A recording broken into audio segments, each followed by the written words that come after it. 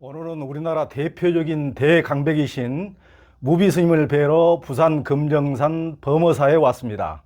무비스님께서는 한국 불교계 금자탑을 세운 문자사리를 이번에 내셨습니다. 이번엔 지금까지 내신 책 가운데 화엄경 강설만을 제외하고 모든 책들을 묶어서 25권 전집을 불광출판사에서 출간했습니다. 오래전부터 스님을 뵈려했지만 코로나 때문에 뵙지를 못하고 이제서야 우리 조연TV 휴심정에 모시게 됐습니다. 우리 스님께서는 탄어 스님의 맥을 이은 대강백이시지만 실은 선사이시기도 합니다. 제가 평생 그 선승으로 사셨던 고우 스님을 자주 뵀었는데 고우 스님께서 무비 스님의 임재록을 읽어보고 나 놀랬다고 그런 말씀을 몇 차례 하신 것을 제가 들은 기억이 있습니다.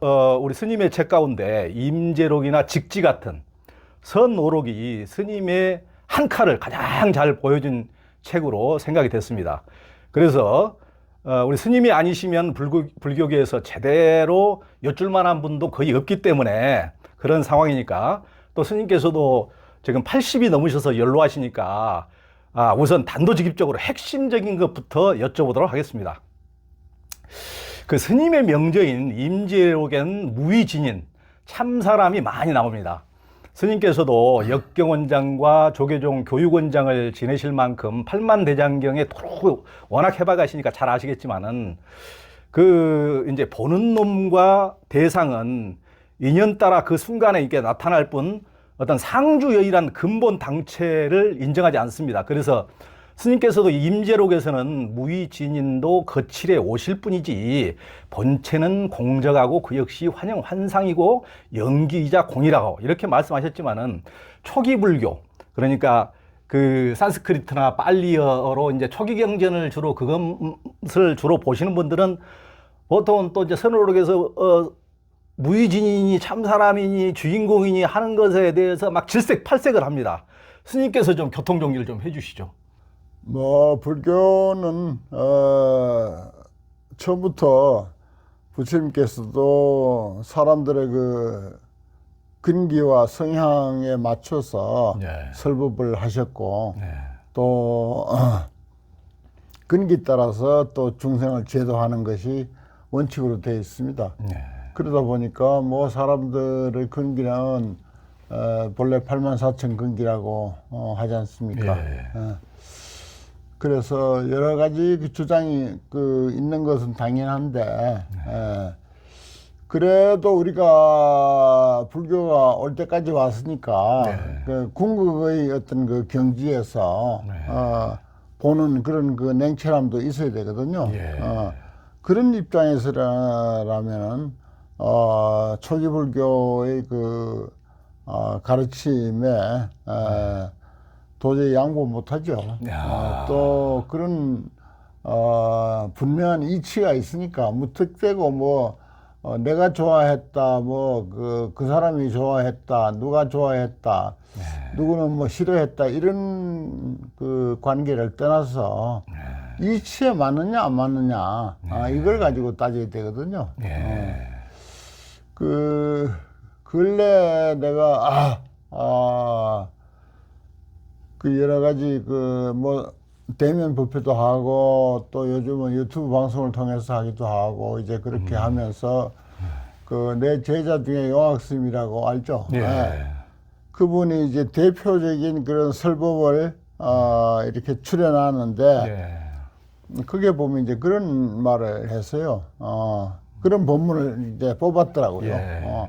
뭔가니 성철 스님하고 탄어 스님하고 내가 그 두 분 밑에서 많이 살았거든요. 오래 살았습니다. 그래서 이제 그분들은 박식한 건 그 제쳐두고 그 특이한 점이 내가 평생 그 부처님 은혜를 입고 부처님 가르침을 따르기도 하고 부처님 밑에서 부처님 덕으로 이렇게 살아왔지만은 지금이라도 그 말씀을 하실 때가 한 70대쯤 됐을 때입니다. 지금이라도 불교보다도 더 위대한 진리의 가르침이 있다면은 언제든지 그쪽으로 뛰어가서 그쪽으로 귀의할 수 있다. 불교를 뭐 몇 년을 나를 먹여 살렸든지 그거 뭐 배신이라 하든지 뭐라 하든지 상관없이 그렇게 정말 불교보다 더 위대한 진리의 가르침이 있다면 거기 가서 귀의하고 나는 불교를 떠날 수가 있다. 이런 가지 말씀을 탄화 스님도 하시고 여러 번 들었어요. 난 탄화 스님이 되는 오래 있었기 때문에. 성칠 스님도 역시 똑같은 말씀을 하셨어요. 그래서 그걸 내가 아주 크게 부각시킵니다. 세상에 어떤 그런 사람이 그런 삶을 살아올 수 있겠는가. 그런 사람들은 어떤 유교에서도 보기 힘들다. 뭐 어린이 뭐 이런 것을 상당히 중요시 여기잖아요. 근데 이제 불교인들은 이제 출가인들은 특히 그런 거 뭐 어린이 무슨 뭐 또 과거에 누구인데 빚을 얼마 졌느니 그것이 문제가 아니다. 진정한 진리의 길이 무엇인가 이것을 중요시 여기고 그것을 소중히 여길 뿐이다. 그래서 이 시대에 살면서 지금이라도 수십 년 살아온 불교를 배신하고 떠날 수도 있다. 그래 지금이라도 불교보다도 더 위대한 그런 가르침이 있다면 이제 나는 그런 길을 택하겠다. 그마치 이제 불교가 이제 아무리 생각하고 생각해봐도 진리의 가르침이면은 틀림없다 하는 뭐 그런 뜻을 그렇게 역설적으로 표현한 거죠.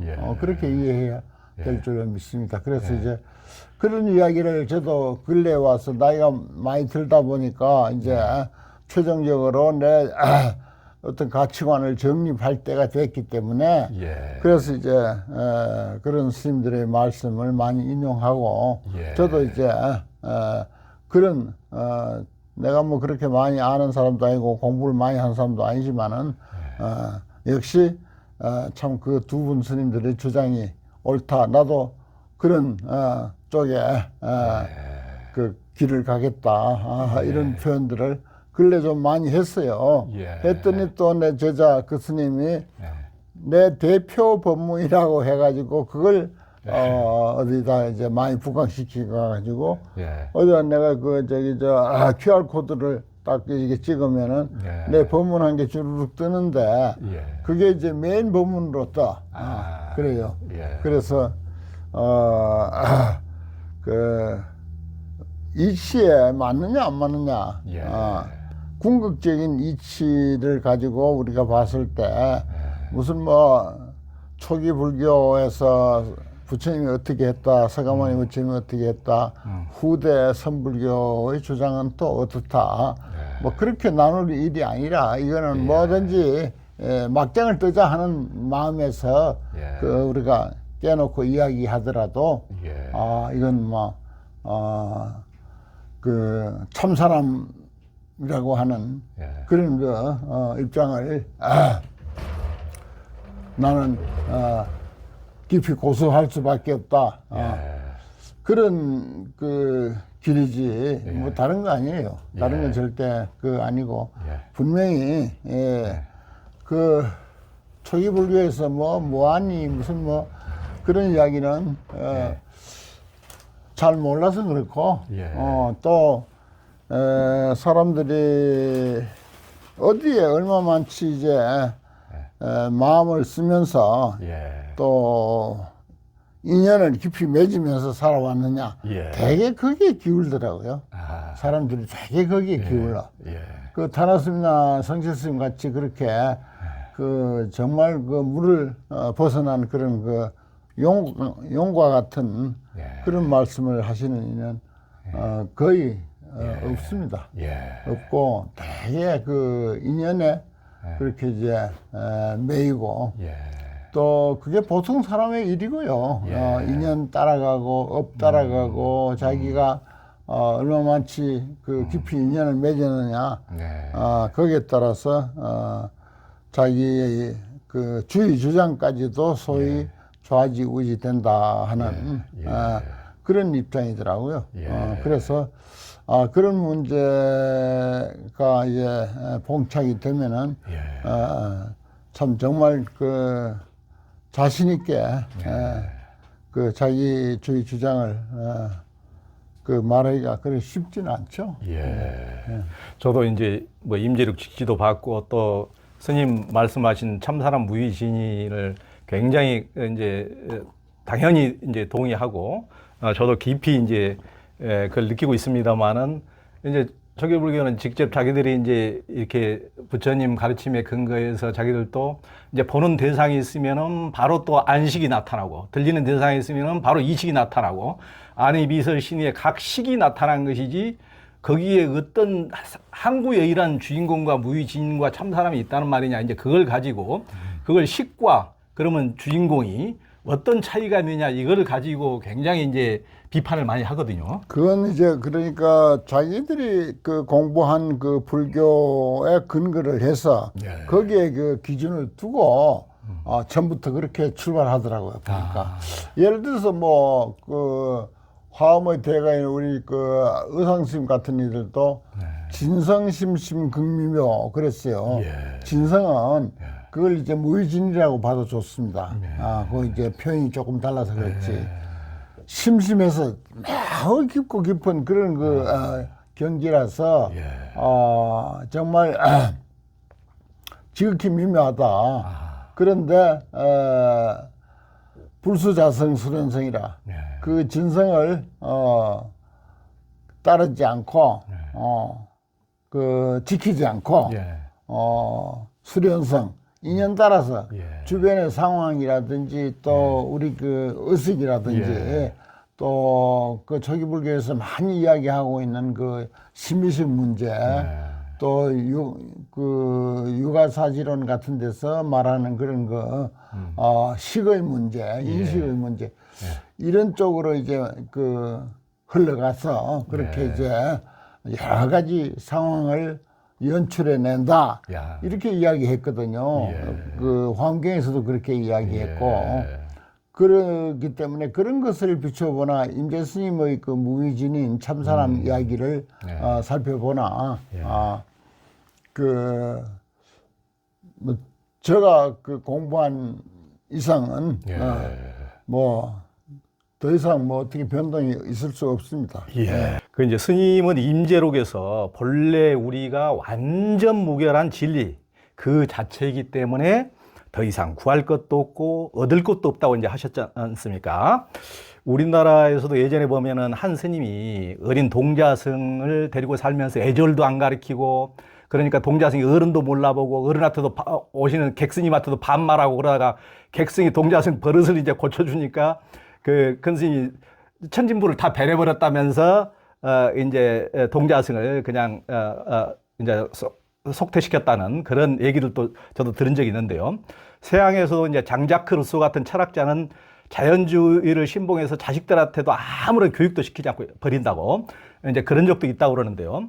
원래 완전 무결하다고 방치해버리면 어떻게 보면 예절도 상식도 안 가르치면 천둥벌거숭이가 되고 더 인간이 본능적으로만 살게 돼 인간다움이 사라질 염려도 있어 보이는데 너무 인간의 완전 무결하다고 하시니까 그러면은 인간에게 그러면은 아무것도 완전 무결하니까 안 가르쳐도 된다는 말씀이십니까? 어떻습니까? 그건 아니에요.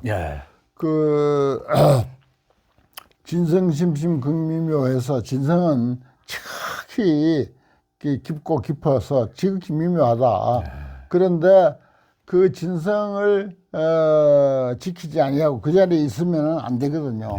수련성취해야 돼요. 수련성취 일체사법 이렇게 돼 있어. 인연을 따라서 조건을 따라서 한국에 살면 한국의 상식에 맞게 성장해야 그게 옳고 미국에 살면은 미국의 어떤 그 상황에 맞게 그렇게 그런 상식을 갖춰서 성장을 해야 그게 옳거든. 또 우리가 신라 때 살았으면 신라의 상황에 맞게 성장을 해야 되고 세상 교육도 그렇게 받아야 되고 지금도 마찬가지입니다. 지금은 또 지금 시대에 맞게 사는 게 그게 맞는 그 삶이거든요. 그렇게 보는 게 맞습니다. 그건 나름대로의 이야기도 되고 하나의 좋은 그 에피소드는 되겠지만은 그 천진난만하게 멋대로 살도록 해놓고 거기서 누가 와서 뭐라고 뭐 예의도 안 가르치고 뭐도 뭐 상식도 안 가르치고 그랬다고 꾸중을 해가지고 사람 잘못되게 됐다. 아 그것도 이야기거리는 되지만은 그건 맞는 것은 아니에요. 보편성 있는 건 아닙니다. 예. 스님께서는 이제 임재록에서 이제 근래 선문답이 엉망진창이고 대개 자신을 높여 자랑하는 것 투성이인 것을 이제 호되게 비판하셨는데요. 또 신자들이 큰 스님이라면 무비판적으로 무조건 따르고 신하하기에 급급하고 신봉하는 것을 비판도 하시면서 선지식 이제 그걸 이제 잘못된 것은 비판도 하고 꾸짖을 줄 알아야 악지식을 그렇게 비판할 줄 알아야 제대로 된 것이라고 하셨는데요. 스님이 보시기에 그 이제 한국 불교의 선의 풍토는 어떻습니까? 그 뭐 열해 전부터 우리 법무사에도 와서 강의도 하고 동국대학교에서 아주 존경받는 김성철 교수가 알아요. 그럼요. 그분 강의를 제가 좋아해서 세상 그 학자들, 불교 학자 또 교수 뭐 이런 분들 중에서는 제일 존경하고 제일 강의를 많이 들었습니다. 그분이 참 가차없이 이야기하는 대목이 있어요. 그 사람들이 논문을 써가지고 열심히 논문을 써가지고 어디에 무슨 권위 있는 학술지에 발표했다. 그 왜 그런 줄 압니까? 자기 자랑하기 위해서. 아, 이렇게 이야기하더라고요. 자랑하고 싶은 욕심 아니면 안 한다 이거야. 야, 참 그 말 한마디에 여러 가지 의미가 다 그게 포함되는데, 마찬가지로 우리 선문화에서도 선문화라고 뭐 할 건 없고, 선방에서도, 선불교에서도 유사합니다. 거의 뭐 인간의 그런 본능적인 그런 욕망, 욕심. 그건 이제 자기도 모르게 자기도 속아요, 사실은. 자기도 속으면서 그것이 뭐 큰 그 불교를 위한 깨달음 또는 불교를 위한 성과, 특히 학문적인 어떤 성과를 올려서 불교에 이바지한 것처럼 그렇게 말을 하고 그렇게 쏟고 자기도 그렇게 생각하고 또 다른 사람들도 그렇게 동조를 하고 그런데 김성철 교수 같으니까 아주 냉철하게 그걸 딱 정말 날카로운 그런 면도칼로 그렇게 휘두르는 듯한 왜 그렇게 알뜰히 그렇게 머리를 싸매가면서 논문 쓰는 게 아닙니까? 자기 자랑하기 위해서, 자기 명예를 위해서. 또 그러면 이제 값도 올라간다는 거야. 그런 것이라고 딱 이렇게 지적하는데, 내가 참 속이 시원하고, 내가 느끼긴 했는데 표현을 못했던 것을, 그분이 그렇게 표현해 주더라고요. 참 기가 막힌 표현이 아닙니까? 그렇습니다. 되게 그렇습니다. 되게, 뭐, 100이면 100, 교수가 됐든, 선사가 됐든, 학자가 됐든, 뭐, 우리 같은 경학 공부하는 사람이 됐든, 내가 이제, 나는 뭐, 경학을 워낙 좋아해가지고, 부처님 말씀, 어려서부터 이제 부처님 말씀 한마디 듣고, 거기에 심취해가지고, 출가를 해서, 이날 이때까지 물론 선방에도 뭐 한 10여 년 그렇게 다니면서 좋은 선지식도 많이 친견했지만은 그렇게 했는데 거기에도 사실 내가 지금 냉정하게 검증을 해보면은 내 이름 드날리려고 하는 거, 내 자랑하려고 하는 거, 나에 대한 어떤 아상, 이것이 상당한 부분 섞여 있다고 봐야겠죠. 그렇죠. 솔직하게 이야기하면 그렇습니다. 그러니까.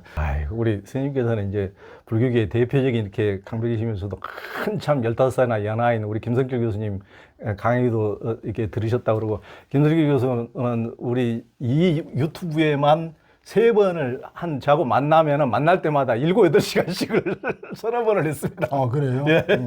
이것에만 거의 나왔어요, 이것에만. 거의. 내가 알기로 제일 양심적인 학자 같아요. 제일 양심적인. 그럼요. 굉장히 양심적이죠. 선하고. 그 정도 양심만 지켜도 정말 도인이다. 예. 정말 수행자다. 정말 불자다. 부처님 제자다 할 수 있어요. 예. 그 정도만 양심을 지켜도. 그러니까 그분이 갑자기 이제 세상 떠나주고 나서 엄청나게 우리 독자들이 시청자들이 막 슬픔에 잠겨서 난리였는데 오늘 우리 큰 스님이 이 말씀해 주시니까 위로가 많이 되셨겠네요.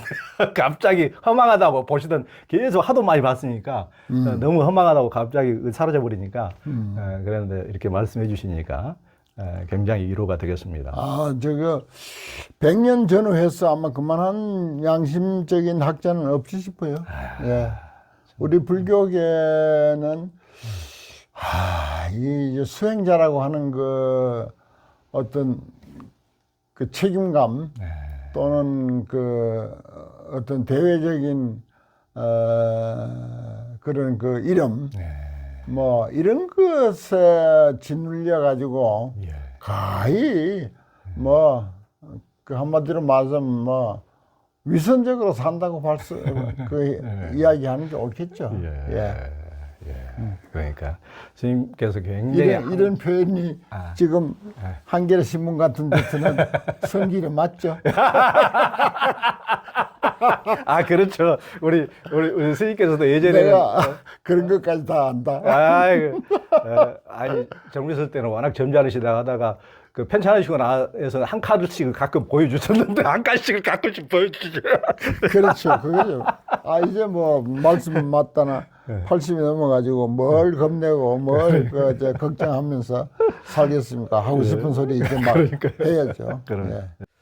그 이제 스님의 직지 강설에 보면은 달마 존자께서 내가 열반한 뒤 200년이 지나면은 도에 밝은 사람은 많고 도를 실천하는 사람은 적을 것이다.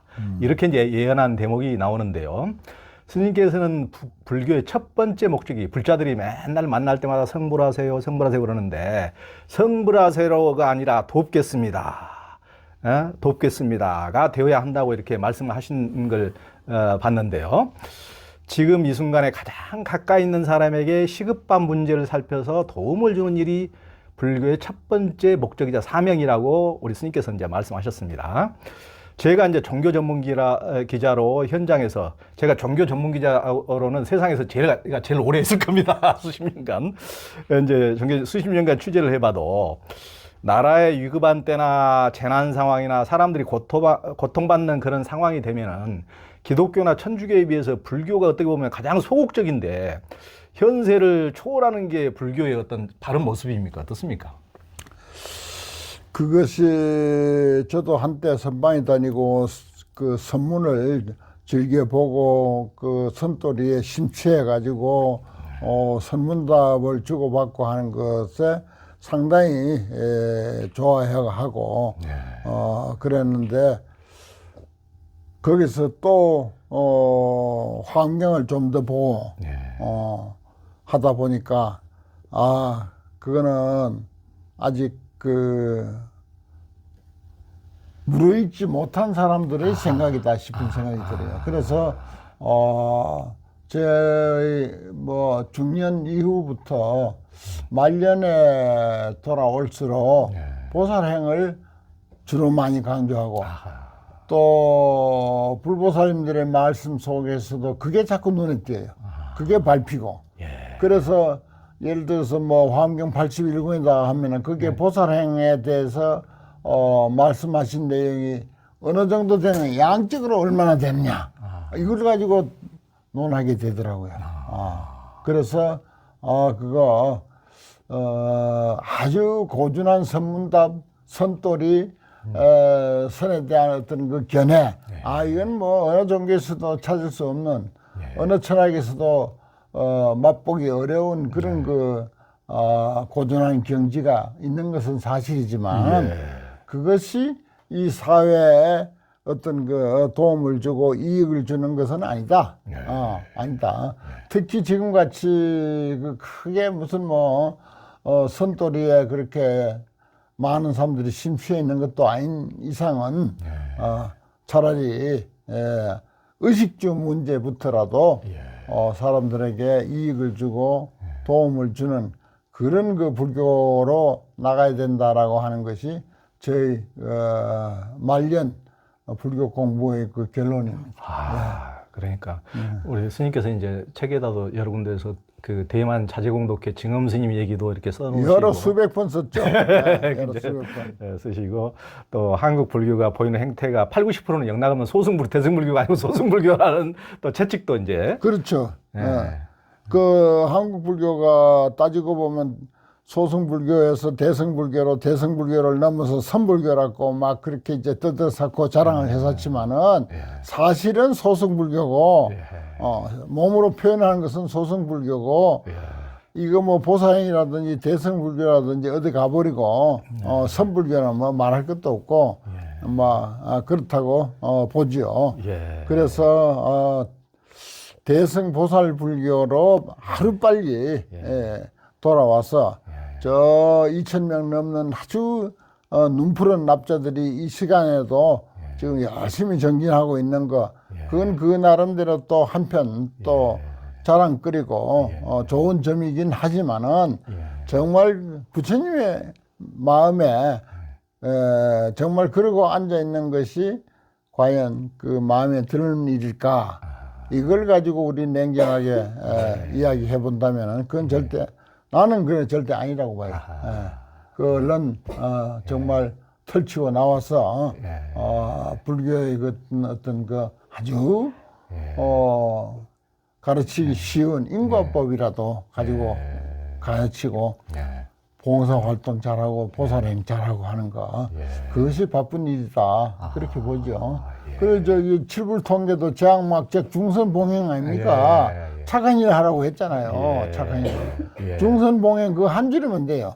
그 나머지는 뭐 필요 없습니다. 중선봉행 착한 일 하라. 착한 일이 뭡니까? 보살행이죠. 지금 이 시대 뭐 물질은 풍요롭게 돼서 잘 산다고 하지만은 사실은 문제가 많지 않습니까? 그래서 더욱 저 불교적인 그런 그 안목이라든지 이런 것을 확고히 하고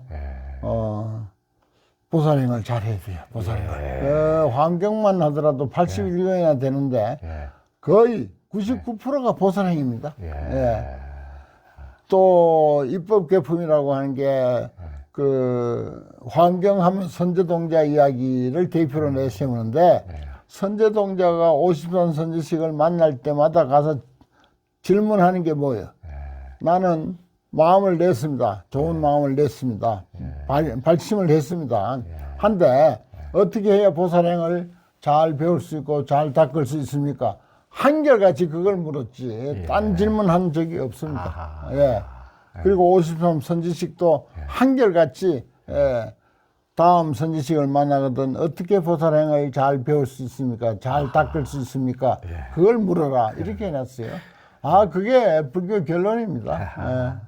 그러니까 다른 분이 말씀하신 것보다도 우리 스님께서 이제 평생 주직이직 뭐 이런 소임도 마다하시고 평생 공부와 수행과 그 참선을 해오신 스님께서 이렇게 말씀해 주시니까 그냥 시부도에서 마지막 입전수수 마지막에는 이렇게 보살행이 최고다 마지막 결론을 이렇게 맺어주시니까 훨씬 더 깊숙이 무겁게 다가옵니다. 그 당나라 때 시인 백거이가 도림선사를 찾아가서 이제 불법의 대의가 무엇입니까 하고 물으니까 도림선사께서는 모든 죄악을 짓지 말고 모든 착하고 건전한 것을 받아들여 행하라. 그러니까 백거이가 그게 3살 먹은 아이도 아는 거 아닙니까? 그러니까 도림선사께서 3살 먹은 어린아이도 알 수는 있지만 80 먹은 노인도 행하기는 어렵다. 이제 그랬다는 얘기가 있는데요. 불교가 어려운 것은 그것과는 정반대되는 또 표현들이 말씀이 많이 나오니까 그런데요. 영가대사께서는 정도가에서 버려야 할 것으로 알고 있는 번뇌무명이 그대로 소중한 부처의 성품이고 험하기 이를 데 없는 환영으로 된 이 몸뚱이가 그대로 진리의 몸인 법신이라고 그러시고 또 스님께서 이렇게 강사를 하신 임재록에서 쓰신 대로 제법무행경에서도 탐욕이 즉시 불도다. 성냄과 어리석음도 또한 그렇다. 험한 것이 진리고 번뇌무명이 불성이며 이 몸뚱이가 법신이며 탐진치 삼독이 곧 불법이다. 탐욕을 부리고 성질내고 어리석은 마음 그대로가 평상심이다. 이제 그런 말씀도 하셨는데요. 그래서 불사선 불사악이라고 이렇게 하시니까 육조대사께서도 그렇게 하시고 하시니까 우리가 이제 가치관도 어떤 때는 도리선사처럼 착하게 살라고 그랬다가 어떤 때는 불사선 불사악이라고 그러니까 가치관도 헷갈리고 옳고 그런 것도 없어져 가지고 또 한국 선불교에서 또 이제 계율알기를 또 우습게도 알고 있는 풍토도 많이 있고 또 악과 죄를 멀리하고 선을 증장하는 것도 게을리하는 사람도 많이 있는데 과연 그러면 우리는 어떻게 가치관을 잡고 어떻게 살아야 됩니까? 그것은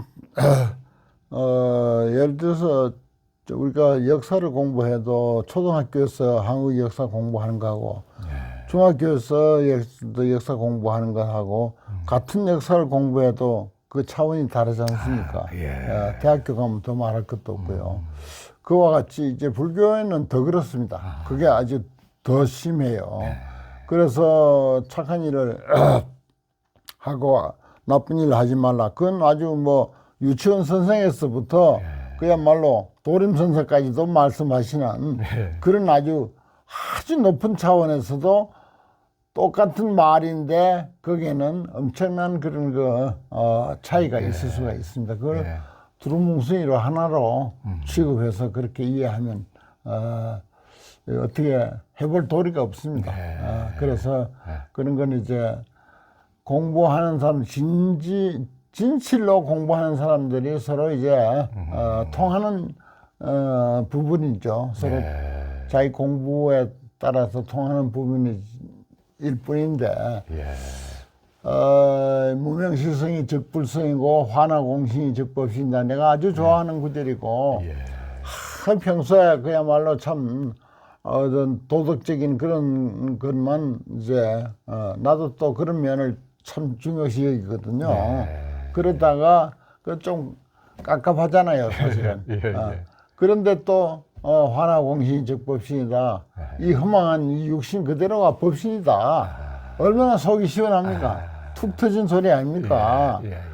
그리고 저번 무행경에서 말씀하신 그런 거 탐미치 삼독이 그대로 도다. 얼마나 시원합니까? 그런데 그 무슨 의미로 그렇게 시원합니까? 라고 하면 어떻게 설명할 길은 없어요. 사실은. 이치가 이렇고 하기 때문에 그게 내 마음에 딱 들어봤고 내 어릴 때는 미처 용납 못하던 이치인데 내가 나이가 드니까 그게 이치가 맞는 것 같다. 그렇게 해도 그게 속 시원한 대답은 아니고 그래요. 그거는 딱 부러지게 1 더하기 1은 2다라고 하는 그런 식으로의 대답은 어떻게 할 수가 없습니다. 할 수가 없는데 그건 차원은 엄청난 차이가 있습니다. 엄청난 차이가 있는 그런 차원의 말씀이고 옛날에 그 어떤 선비가 아주 유명한 선비가 마을 앞을 이리 지나가다가 자기가 늘 존경하던 선비가 몇 년 전에 돌아가셨어. 그분이 돌아가시고 나니까 이 마을이 텅 빈 것 같다. 그런 표현을 했거든요. 그러니까 그 제자가 따라오다가 아니 당신 그 선생님도 계시고 어느 선생님도 계시고 야, 네 인대는 그렇지만 내 인대는 그렇다.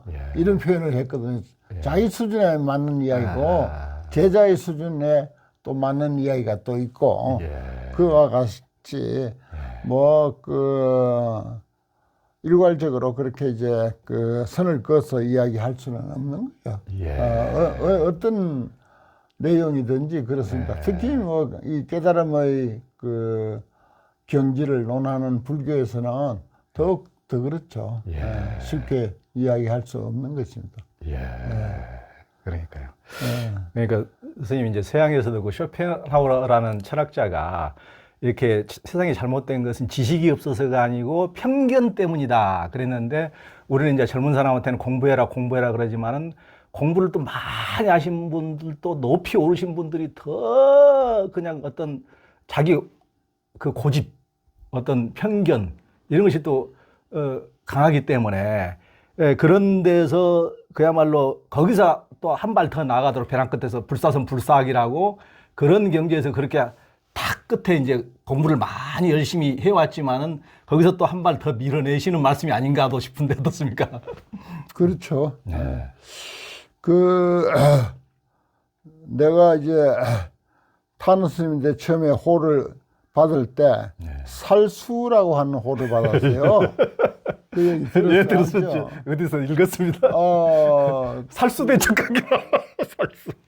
낭떠러지에 그 하나로 이렇게 뻗은 그 나뭇가지를 딱 잡고 예. 천길 만길 낭떠러지에 매달려서 있는 것은 상당히 귀한 일이긴 하다. 예. 그 용기 있는 사람의 짓이다. 예. 하지만은 거기서 손을 놔버릴 줄 알아야 그게 살수거든. 그렇죠. 손을 놔버릴 줄 알아야 예. 그게 진짜 장부다. 아하. 그래서 이제 타노스님이 그게 좋아가지고 니인데 그걸 말이야 호로 준다고 이렇게 했지만은 그 발음이 시원찮잖아.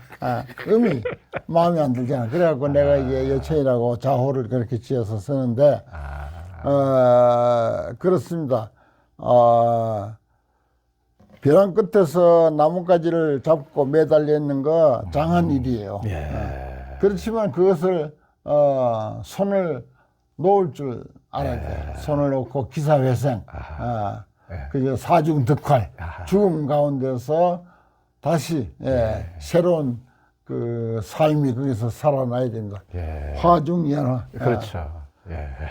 불 속에서. 이번에 스님 전집이 화중연화, 예. 불 속에서 핀 연꽃. 예. 그 이제 그걸 지어놓고 나니까 아직도 후회가 없어요. 예. 저 제목에 대해서. 예. 지금 몇 년 걸려서 지금 저 쳐다보고 있는데, 저기서 조금도 뭐 잘못됐다. 저건 뭐 여러 사람의 그 인생을 적용시켜서 설명해도 설명이 가능하지 않습니까? 그래서, 그런 심정으로, 이해해야 하겠죠. 예. 제가 이제 다양한 종교 현장을 취재하면서 느낀 것은 이제 불교의 깊이는 그 어떤 종교 사상으로도 따르기가 어렵고 엄청난 장점이 있지만은 굳이 약점을 꼽자면은 현세적 권력에 대해서 너무 취약하다는 것입니다. 예를 들면 정치 권력자에게도 너무 약하고 다른 데서는 막 가끔은 대들기도 하고 뭐 이렇게 시위 데모도 하고 뭐 기독교도 굉장히 문제도 많지만 이제 그렇게도 하는데 불교 안에서는 일만 열면 부처도 죽이고 조사도 죽인다던 분들이 어찌 그렇게 권력에는 또 취약하고 또 절집안 안에서도 요즘에는 뭐 종종 방장 이런 권력력도 너무 심해가지고 저처럼 가까이 보는 사람은 그런 참 뭐 멀리서 보시는 분들 모르겠지만 가까이 보면은 너무 그런 게 다 그런 애착이 너무 많이 보이는데 악착같이 매달리는 게 앞뒤 그 설법하고 전혀 앞뒤가 안 맞는 모습을 자주 보기도 하는데요. 왜 그렇게 권력 앞에 나아갈까요? 권력 맛을 못 봐서 그렇지.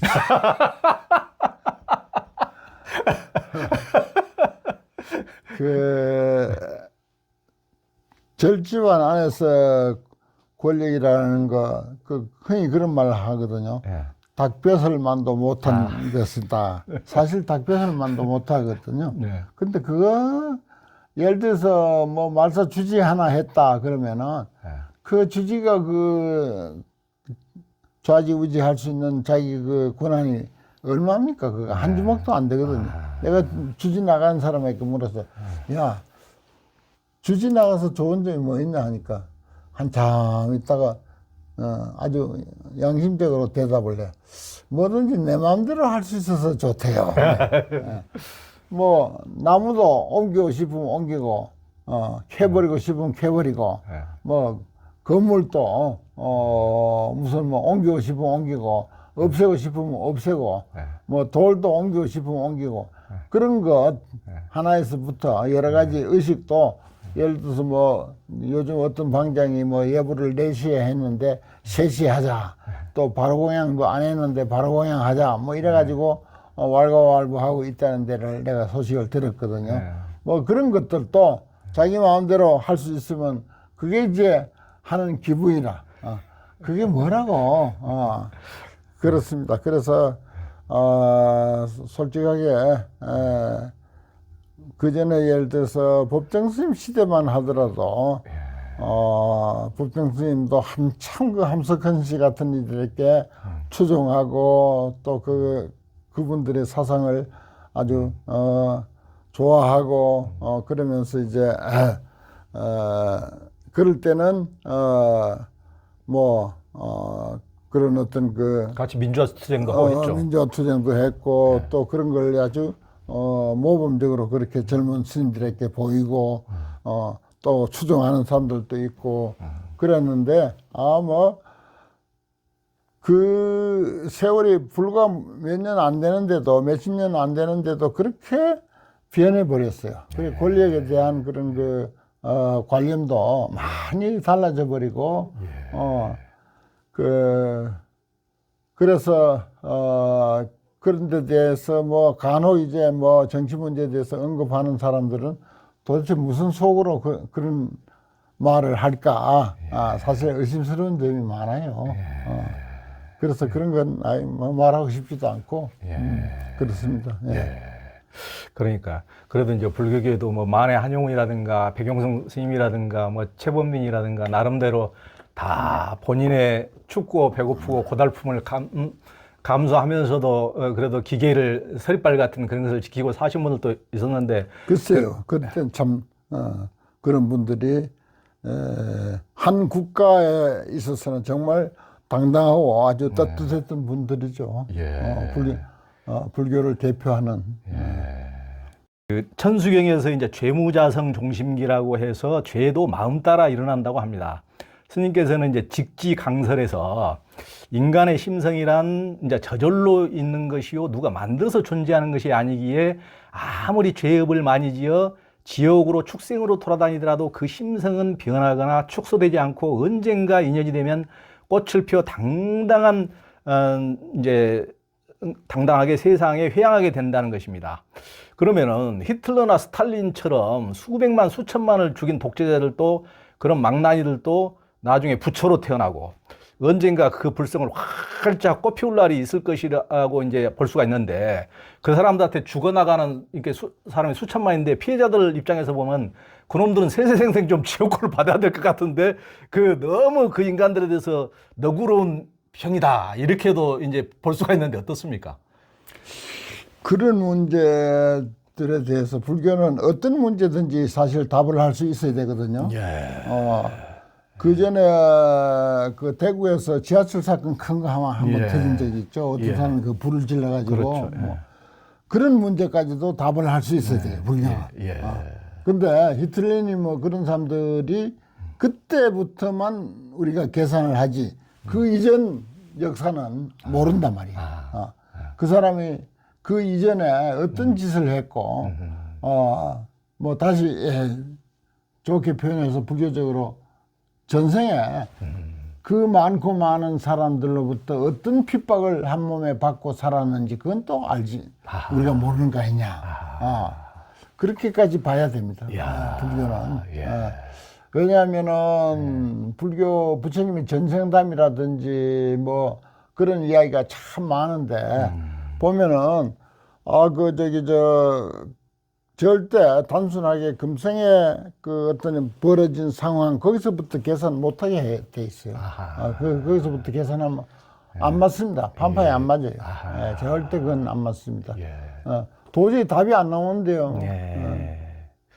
그러니까 스님 말씀을 들으니까 그 부처님의 인과의 도리는 털끝만큼도 어긋나는 법이 없다 이제 그러시는데 어떻게 보면은 히틀러에 의해서 그 유대인들이 그렇게 많이 600만이 죽었는데 요즘에 또 유대인들이 또 팔레스타인을 그렇게 무지막지하게 죽은 거 보면은 그런 업보를 또 지금 현세가 아니더라도 후대 세대라도 그 업보를 어찌할 거라는 생각이 들거든요. 그러니까 그런 현생이 아니더라도 언젠가 뿌린 씨앗은 거두게 돼 있다는 측면에서 봤을 때 그렇습니다. 그게 단순하게 우리가 어떤 한 사건만 가지고 따질 수 있는 그런 상황이 아니에요.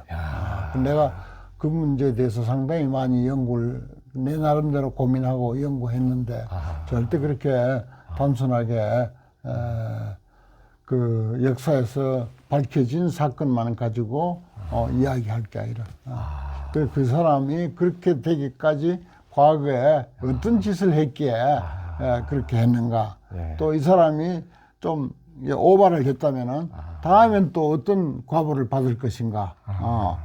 그 지금 그 유대인들 이야기가 그게 그렇게 쉽게 끝나는 게 아니더라고요. 절대 그 끝나는 게 아닙니다. 예.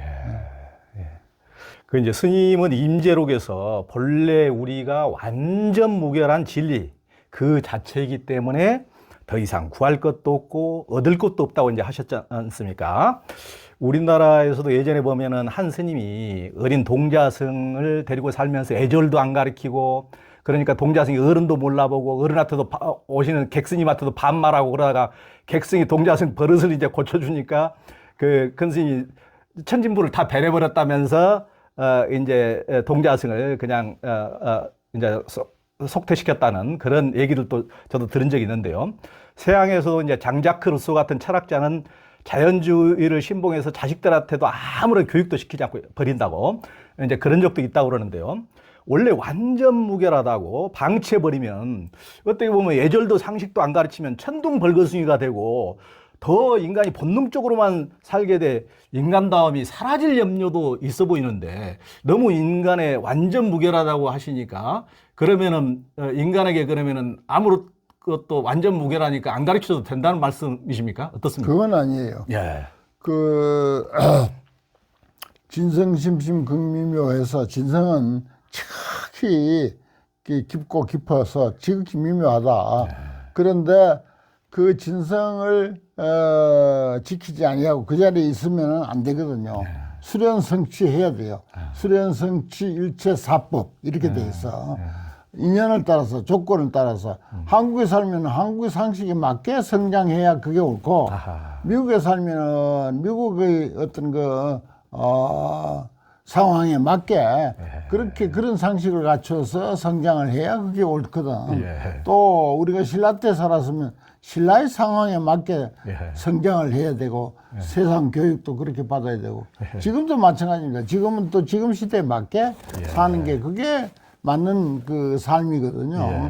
그렇게 보는 게 맞습니다. 그건 나름대로의 이야기도 되고 하나의 좋은 그 에피소드는 되겠지만은 그 천진난만하게 멋대로 살도록 해놓고 거기서 누가 와서 뭐라고 뭐 예의도 안 가르치고 뭐 상식도 안 가르치고 그랬다고 꾸중을 해가지고 사람 잘못되게 됐다. 그것도 이야기거리는 되지만은 그건 맞는 것은 아니에요. 보편성 있는 건 아닙니다. 그 이제 우리 스님의 핵심 사상은 인불입니다. 인불. 여기 이제 전집에도 인불 당신이 부처님이다 이런 의뢰 이제 책 그 표지마다 이제 그렇게 쓰셨는데요. 이제 사람이 부처님이고 당신이 부처님이다. 내가고 부처님이고 사람이 다 부처님이라는 것인데요. 그래서 이제 스님의 이제 그 인불 사상, 그 요즘에는 인간을 서로 이용해 먹을 대상 수단으로만 여기는 자본주의 세상에서 사람을 그 자체로 부처님으로 존귀하게 여기는 것이 참으로 절실하고 가장 고귀하신 말씀이라고 저는 생각이 듭니다. 그런데 이제 또 다른 측면 한편으로 보자면은 이제 기독교가 인간에게 동물을 지배할 권한까지 다 줬다 그러면서 너무 인간 중심주의로만 생각하다가 인간과 자연을 따로 보고 이제 둘러보고 환경을 마음대로 인간이 파괴도 되고 짐승들을 함부로 다 잡아먹어도 되고 그런 이분법적인 인간의 욕망이 동식물 영역까지 다 침범해서 이제 코로나까지 불러왔다고 그러는데요. 하지만 불교는 이제 동체 대비해서 일체 중생이 다 공존 공생한다. 그런데 혹시 이제 그럴 수는 없겠지만 또 인불사상이 자칫 인간주의로 인간의 오만과 암만과 이렇게 혼동할 수도 있는 사람도 있을 텐데 그건 어떻게 봐야 됩니까, 스님? 제가 주장하는 인불사상은 뭐 너무 그렇게 확대 해석하기보다는 우리가 그 지금 세상이 참 어지럽잖아요. 뭐 그 정치는 그 당파가 그렇고 남북이 그렇고 또 이 나라 저 나라 대립이 그렇고 뭐 또 거기 팔레스타인 문제도 그렇고 저기 뭐 소련 문제도 그렇고 등등 곳곳에 그렇게 이제 문제가 발생해 있는데 이 문제를 우리가 해결할 그런 그 해결책을 불교가 또 가지고 있어야 됩니다. 부처님의 가르침 속에서 그에 대한 어떤 그 해결책, 해결이 되고 안 되고는 차치하고라도 해결책은 가지고 있어야 돼요. 그 해결책이 인불사상입니다. 그거 아니면요, 해결책이 없어요.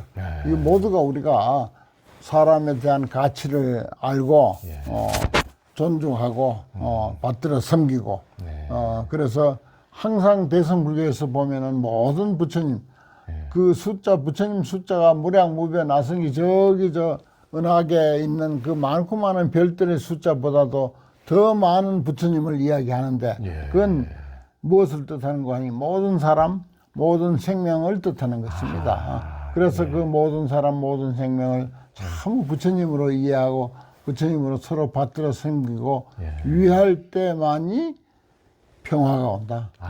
평화가 온다. 그 열쇠 아니고는 평화를 가져올 수 없다. 도대체 언제 지금 상황 봐서 언제 그런 시대가 오겠느냐고 하면은 나도 그건 뭐 답이 없어요. 그렇지만은 그 길만이 우리가 평화를 가져올 수 있는 길이다. 그건 틀림없는 저희 신조입니다. 그래서 인불사상을 이야기하고 성철스님 같은 이가 참 그 공부를 많이 하신 분이거든요. 저도 그 밑에서 여러 해 살았지만은, 어느 날 초파일 그 법어에서 보면은 별별 부처님을 소개합니다. 내가 곳곳에 책에서 그렇죠. 소개를 했는데, 술집에 술 파는 부처님, 무슨 구두 닦는 부처님, 무슨 찬송가 부르는 부처님, 그렇게 그 표현을 했는데, 참 그게, 불교를 아는 분이고, 그런 말씀이야말로, 평화의 길을, 온 세상이 전부 평화롭게 사는 길을, 찾는 그런 그 열쇠일 수밖에 없겠구나. 저도 그렇게 봅니다. 그게. 모든 것은 변한다는 무상은 이제 불교의 대표적인 진리인데요. 또 반야신경에서는 불생불멸이라고도 합니다. 이 이제 혼동을 스님도 직지강설에서 이제 다루셨는데요. 남방불교에서는 지수화풍으로 이루어진 육신이 뿔뿔이 흩어지고 나면 본래 있는 참 성품만은 흩어지거나 무너지지 않고 영원히 존재한다고 가르치기도 하는데요. 불교를 공부하는 사람들은 대부분 남방의 선지식들처럼 육신은 죽은 뒤에 소멸하지만 마음자리는 불생불멸하는 것이어서 영원히 존재한다. 그렇게 알고도 있는데 이제 스님께서도 직지강설에서 그 문제를 다루셨는데 무엇이 진실입니까? 그러면 성품은 사라지지 않고 있느냐? 아니면 우리의 지수화풍 사라진 육신처럼 사라지느냐? 이 문제를. 그런데 우리 물질로 형성된 육신도 사실은 우리 정신하고 같아요. 결국은 정신도 사라지지 않고 변하고 육신도 사라지진 않고 변해. 그래서 불생불멸이라고 하는 것이 모두가 다 적용됩니다. 육신에도 적용이 되고 정신에도 적용이 돼요. 똑같아요. 물질이 100% 없을 수 없잖아요. 질량불변이 없죠. 그러니까 종이 한 장을 태워도 그게 연기로 변하고 무슨 온기로 변하고 뭘로 변하고 비록 미미하지만은 재로 변하고 그렇게 변했다가 또 인연이 되면 또 다른 물질로 또 나타나고 하듯이 물질도 결코 완전히 없애지 못하고 완전히 새로운 물질도 만들어내지 못해. 아무리 과학이 발달했다 하더라도 새로운 물질은 도대체 만들어낼 수가 없습니다. 그렇죠? 그 정신은 더 말할 것도 없고요. 그렇게 봐야 됩니다. 그러니까 물질이나 또 성품조차도 이제 항구여의하지는 않고 변화하되 또 사라지는 것이 아니다. 그렇죠. 이 말씀이죠. 스님께서는 이제 젊은 시절 동국역경원에 들어가실 때 운어 스님이 역공원장 하시고 법정 스님이 편찬부장 하시고 또 탄어 스님과 이기영 박사, 김달진 이렇게 당대 쟁쟁한 분들이 강사진을 이뤘다고 하셨는데요. 스님께서는 탄어 스님의 강맥도 이어받으시고 또 1980년대, 60년대부터 한 20여 년간은 당대 성지식인 동산 스님, 효봉 스님, 성철 스님, 지호 스님, 경봉 스님, 구산 스님, 정강 스님, 춘성 스님 이렇게 내노라는 이렇게 기라성 같은 선지식들 회상에서 정진하셨다고 하셨는데 스님께서 그분들을 모시면서 가장 감화를 받거나 어떤 영향을 받은 선지식은 어느 분이셨습니까? 그 춘성 스님을 내가 늘 꼽아요. 아, 그래요? 스님. 아주 독특하고 예, 예. 아주 그 정진하는데 정말 투철하게 발심한 사람 같이 그렇게 정진을 해서 그 춘성 스님을 늘 떠오르게 됩니다. 저절로. 그리고 또 범용 스님이라고 예, 알죠. 뵌 적도 있습니다. 대단한 분이죠. 그 스님도 내가 잊을 수 없어요. 그런 스님들을 아주 참 저절로 같이 살기만 해도 옷이 염해지는 분이 범용 스님이라. 그 춘성 스님 같은 경우는 막 툭 터졌고. 그러니까 스님께서 지금 거론하신 두 분이 정반대 기질을 갖고 계시죠. 그렇죠. 정반대 기질이죠. 춘성 스님은 그 망울사에 우리 모시고 살 때 그 등산객들이 글로 거쳐가는 곳이고 그 주변에서 밥을 해 먹고 뭐 고기를 구워 먹고 하는 그런 장소거든요. 그렇죠. 그런데 비가 오려고 하면 전부 등산객들을 불러들여 가지고 법당에서 해라, 법당 뭐 처마 밑에서 해라, 우리 부엌에서 해라 그런 분이라 참 뭐라고 해가지고 그때만 해도 다른 절에서 다른 큰 스님들은 서서히 짚어요. 그래가지고 어디 절 주변에서 고기를 구워 먹냐고 하고 어디 절 주변에서 그렇게 밥을 하고 뭐 국을 끓이고 냄새를 피우느냐고 막 그러던 때인데 야, 내가 거기서 깜짝 놀랐어요. 그 춘성 스님의 그런 모습을 보고 아, 참 그래서 그 스님 회상에서 살면서 그동안 내가 세워놨던 아주 소소하고 아무것도 아닌 그런 그 인간의 가치관 같은 게 다 무너지더라고요. 아무것도 아닌 걸 가지고, 내 어떤 기준을 가지고, 이러고 저러고 했는구나. 그런 거, 생각을 하게 됐고, 범용 스님은 참 인품이 타고난 신사라. 그렇죠. 참 아주, 그 스님은 옆에서 살기만 해도 옷이 염해지고, 이 도랑에 설사 없다 하더라도, 그 스님 생각하면은 소리 한번 크게 지를 수 없는, 그런 상계들 또는 그 제자들, 후배들에게 그런 영향력을 끼치는 분이죠. 그런 분들.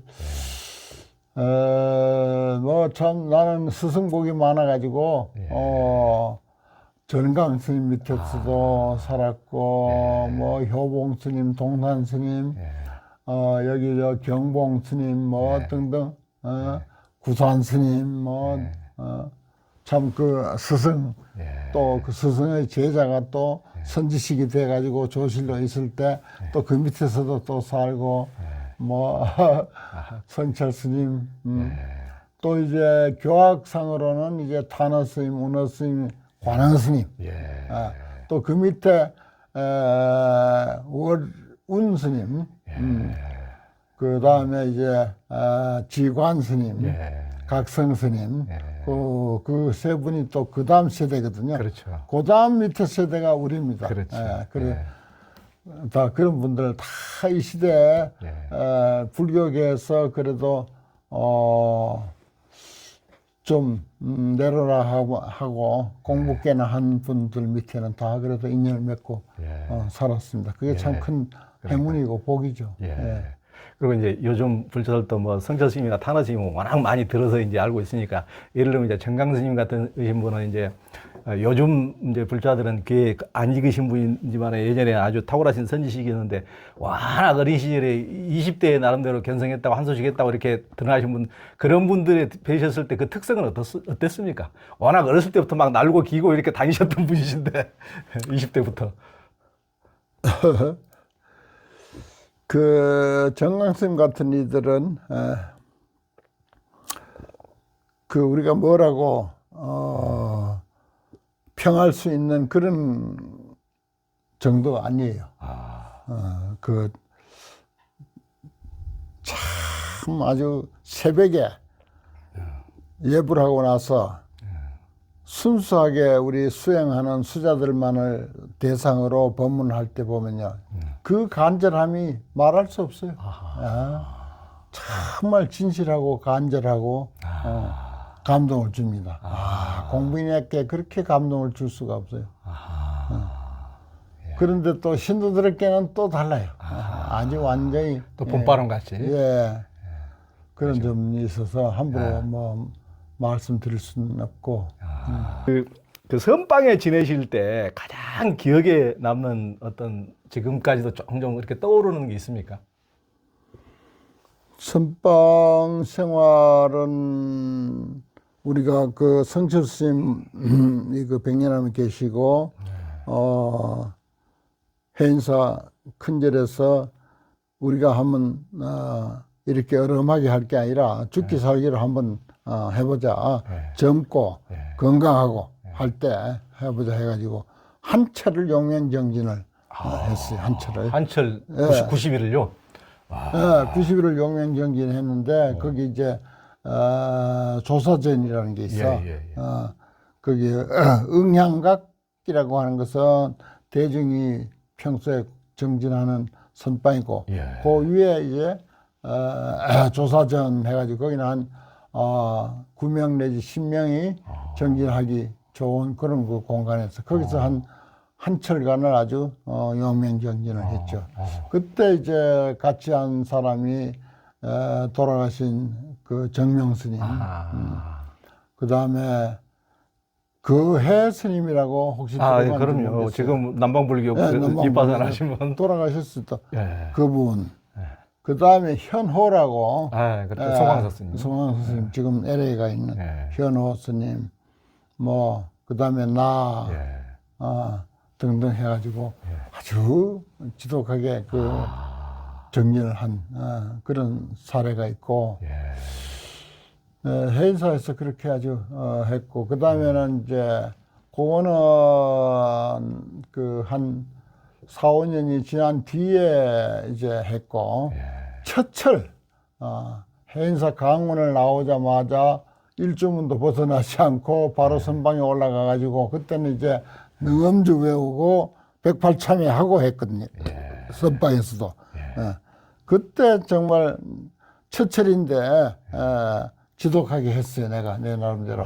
그때 이제 칼을 그 배에다 그 뾰족한 그런 나무나 뭐 칼 같은 거 이런 것을 배에다 딱 이렇게 대고 졸면 앞으로 수그러지니까 수그러지면 배를 찌르게 되잖아요. 그럼 그 아파서 잠을 깨고 그렇게 이제 경책도 하고 또 뒤에다 못을 쳐놓고 줄을 걸어가지고 목에다 걸어놓고 하기도 하고 하도 졸음이 많이 오니까 웬 그런 그 수면이 그렇게 무서운지 참 모르겠어요. 그리고 또 그 앞에 이제 그 벚꽃나무가 있었는데 벚꽃이 이제 겹벚꽃나무라. 그게 이제 협존자가 예를 들어서 80에 출가해가지고 허리를 땅에 대지 않고 정진했다 하는 거, 그것도 부러워가지고 나도 그래야지 하면서 그 흉내를 낸다고 거기에 가서 이렇게 나무에 기대가지고 정진하고 한 아주 뭐 내 나름대로는 하여튼 그런 그 세월이 있었죠. 그 다음에 또 여기 이제 경봉스 밑에 와서 살 때는 그때 여름철이었는데 워낙 그 모기가 심해가지고 무슨 뭐 극락한 모기하고 무슨 저기 낙산사 모기하고 결혼을 안 한다 할 정도로 그렇게 독했어요. 그런데 이제 그 9시에 취침을 하면은 이제 3시에 일어나고 그런데 수자들 대개 그렇게 안 합니다. 최소한도 12시에 자고 그래 3시에 일어나고 그러거든요. 그때 또 이제 9시 취침 죽비를 딱 치면은 저기 나안전에 올라가 가지고 108참회를 하면서 땀을 착 빼고 그리고 찬물에 목욕을 쫙 하고 나서 도량을 거닐면서 아주 신선한 그런 어떤 정신을 가지고 그래 정진을 한 철간 그렇게 열심히 했던 거.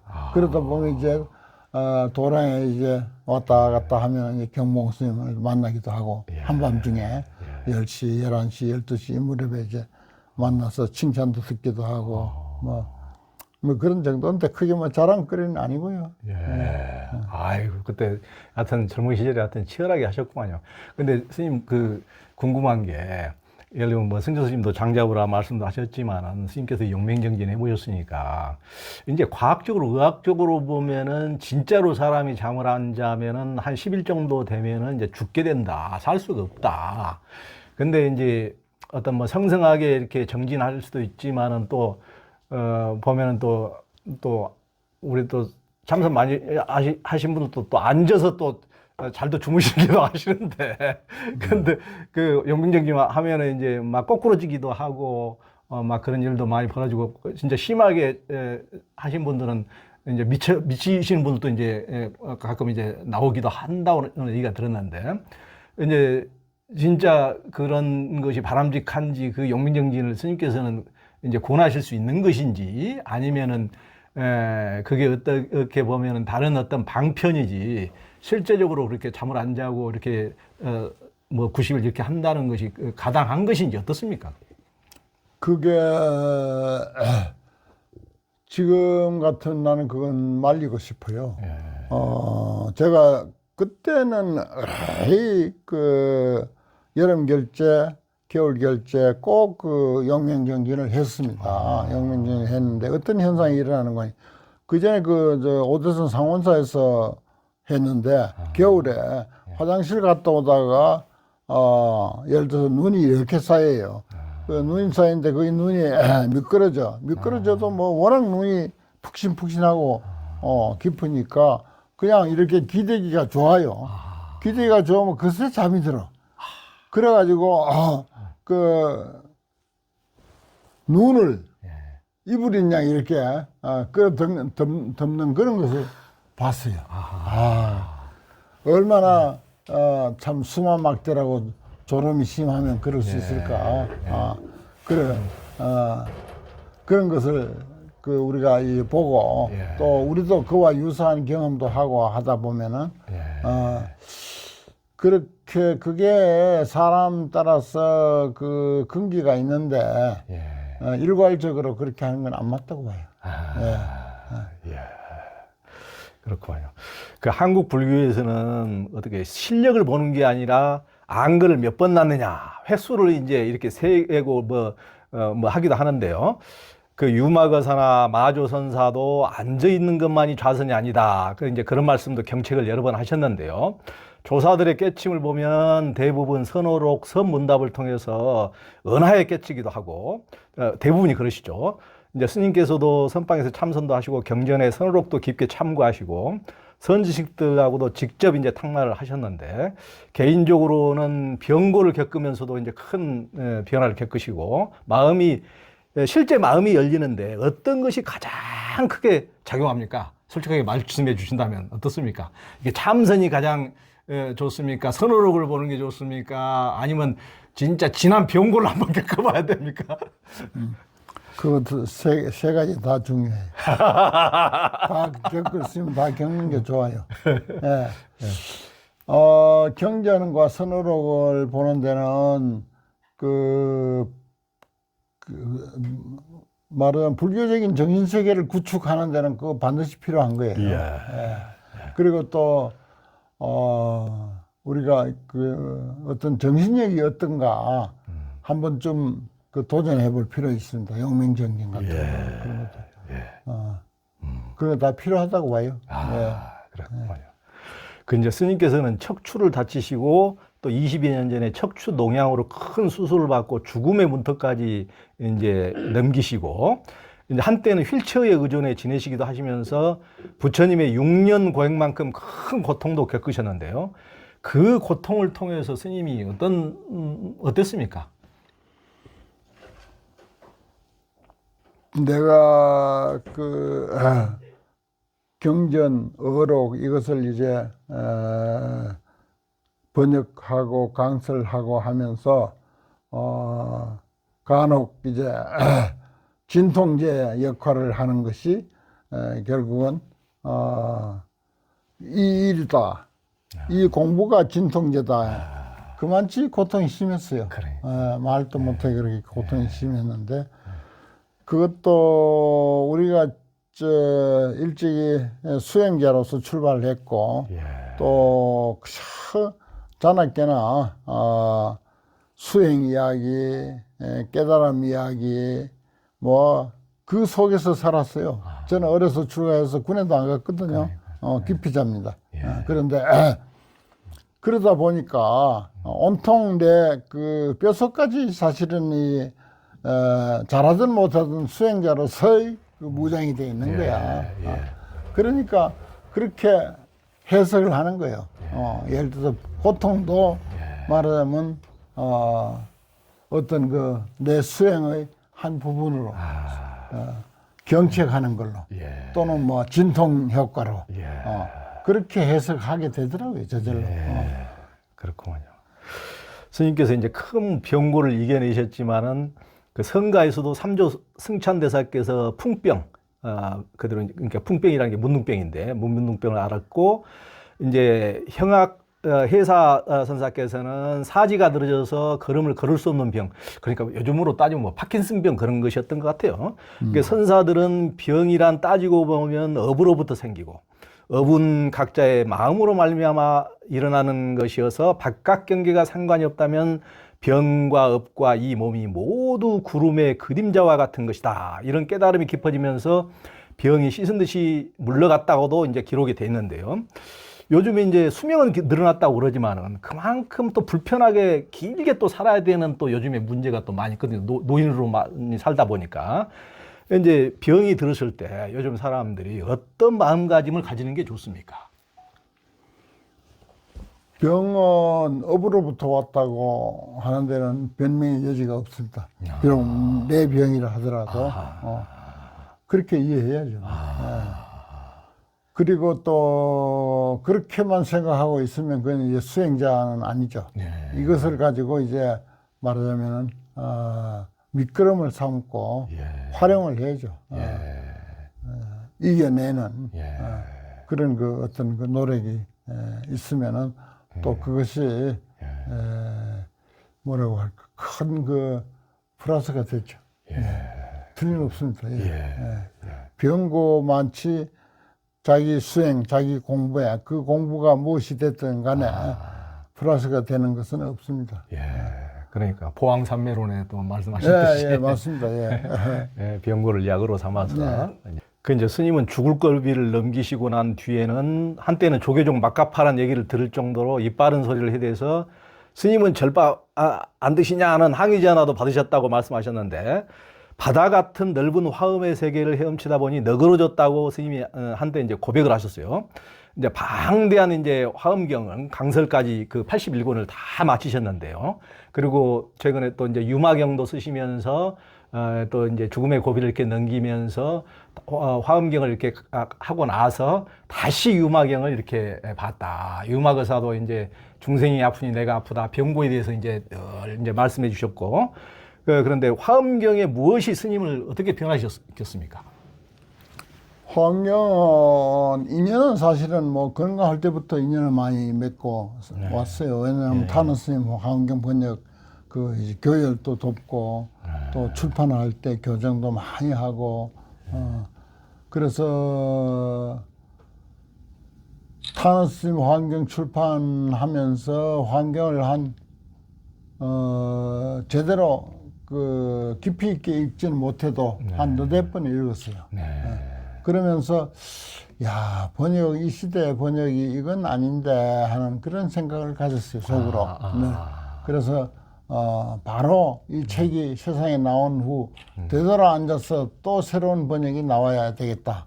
이런 생각을 했습니다. 그래서, 환경을, 책을 놓지 않았죠. 그래서 이제, 한문으로 된 교재도 만들고, 또 이제 번역도 해서 번역 교재도 만들고, 번역도 이제 새로 하고, 그러면서 이제 그 강설도 달 수 있는 데가 달고, 주해도 달고, 이제 그렇게 해서 제대로 아주 친절한 교재, 그게 뭐 제대로 환경을 이해시키는 건 아니지만 공부하기 좋은 제대로 아주 친절한 교재를 만들었다라고 저는 그렇게 이제 자부를 하죠. 예. 그래. 그쯤입니다. 뭐 환경의 도리를 제대로 밝혀야 되는데 그건 뭐 손도 못 대고요. 환경의 도리를 드러내지는 못했다고 봐야죠. 그런데 그 유마경도 이제 스님께서 소화음이라고 하셨지 않습니까? 예, 다시 그런 화엄경 한 이후에 유마경을 보시고 거기다 이제 스님께서 소화음이다. 그러면 그 화엄경에서 유마경을 보면은 우리가 뭘 얻을 수가 있습니까? 유마경은 한마디로 거사님이 주인공이잖아요. 거사님 주인공이고 대성불교 운동의 선언서다. 내가 그런 말 거기 썼어요. 그래서 10대 제자들의 그 수행을 아주 사정없이 그렇게 이제 질책하는 그런 대목이 있습니다. 그래도 그 경전이 잘못됐다고 하는 사람은 이 세상에 한 사람도 없어요. 그만치 이제 정설이란 뜻이지, 사실은. 그래서 소화음이라고도 하고 그 당시 깨달은 분으로서는 그렇게 속 시원하게 그렇게 이제 대승불교를 파헤칠 수가 없다. 그 점에서 아주 유망경을 높이 삽니다. 그래서 이제 거기에 이제 유명한 말이 뭐 불청지우 청하지 않는 벗이 되라. 또 그런 말도 있고 중생이 아프니 나도 아프다. 다 그 멋진 말이잖아요. 그렇죠. 그래서 그런 그 대승적인 그런 그 사상이 많이 녹아 있죠. 스님께서는 이제 한때 법화경이야말로 가장 완전하다. 그러시고, 제가 이제 생각에는 스님의 인불사상도 법화경으로 나온 걸로 아는데요. 법화경에서.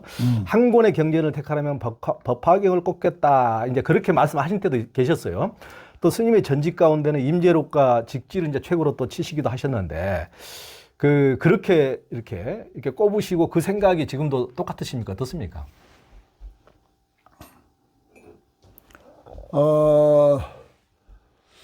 법화경하고 화엄경은 그 옛날 그 조사 스님들이 표현하기를 뭐 선조 고산, 후조 고산 그렇게 해서 맨 처음 해가 뜰 때의 경전은 화엄경이고 해가 질 때의 그 경전은 법화경이다. 그 두 가지 경전은 다 가장 높은 봉우리를 비추는 게 특색이다. 그렇게 표현했거든요. 그건 틀림없습니다. 그리고 이 우리나라 불교가 이제 선불교의 영향을 많이 받고 저도 그 선불교의 영향을 참 엄청 받았어요. 그래서 그 직지심체 요절이라든지 그다음에 그 임재록이라든지 그다음에 뭐 신신명, 정도가 대승찬 이런 선시들 그 매력을 도저히 뿌리실 수가 없어요. 그래서 뭐